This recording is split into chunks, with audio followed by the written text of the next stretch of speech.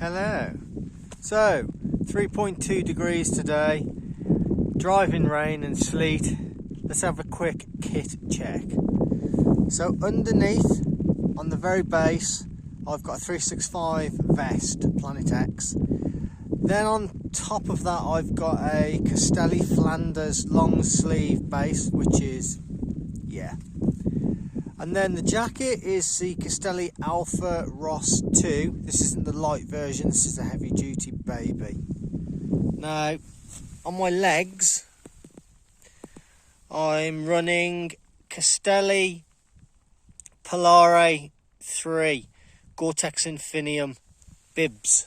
They are a must. I think anything really under 5 degrees, if you're out for any significant amount of time, is a must really. I've got some Surpasso bib tights, and for me personally, under 5 degrees, they just don't cut it, to be honest. Gloves, absolutely awesome.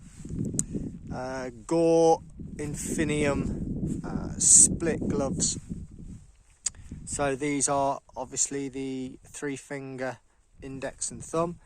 3 separate compartments for the pinky and his 2 friends. I've been out now for 47 minutes and it's just started to leak a little bit just around the tips of the fingers, sort of here. But nothing significant, nothing to really moan about, but ultimately my hands are warm. I bet they'll be a bit damp when I get back, but they will be warm. This is the Sportful Gore-Tex Infinium face mask. It looks a bit weird really, it looks like a gimp because it's got a little hole underneath there. So put your nose through, but I don't know about that. This is the Sportful Gore-Tex hat. I think that's a Gore-Tex Infinium 150, but I couldn't be 100%. But it's obviously treated with a very effective DWR. So, yeah, needed the glasses on today. Went out on Wednesday night in a bit of driving sleet, snow, and it was quite sharp actually. It was quite harsh on my eyes, so I thought I'm not going to miss putting the glasses on today. I have treated the glasses actually with some Rain-X, but I haven't really reached a substantial speed where the water will blow off. I used to use it on my motorbike visors. Obviously travelling at a lot higher speed, you just tilt your head and it blows it off. Not the case for me because I'm not travelling that fast. Oh, I missed the... can you see those? Yeah, so... these are the Castelli Perfetto Ross overshoes. I can really recommend those. They've got like a Roubaix lining inside them as well, so they haven't leaked any water as of yet. They are extremely warm, approaching 0.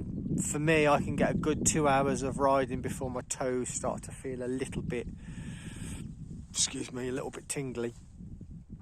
But what I have found is if I slacken the techno dials off on my city shoes, then it just allows for a little bit more blood circulation. So that's my top tip for winter riding as well. Be aware of how tight your shoes are if you're running spesh with boas or whatever you're using.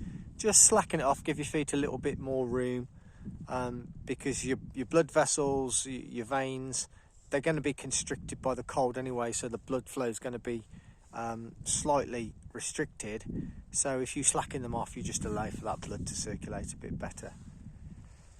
So as I always say, keep the core warm and everything else follows, to be honest.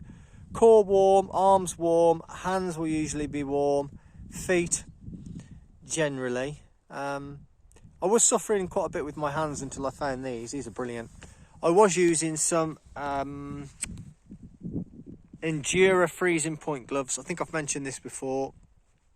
They're not freezing point gloves. They're okay down to about 5 degrees. In fact, I went out on the mountain bike last week and it was a slow ride and my hands were freezing at 4 or 5 degrees. Honestly, we were out for an hour and a half and I was almost crying. But my core was a little bit cool as well, because the effort was a lot lower.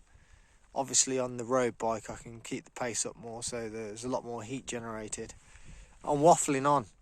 This was just my winter kit rundown really. So yeah, any questions about the kit that you've got, just fire away and ask. Yeah, well, stay safe and enjoy your riding. Ciao, ciao.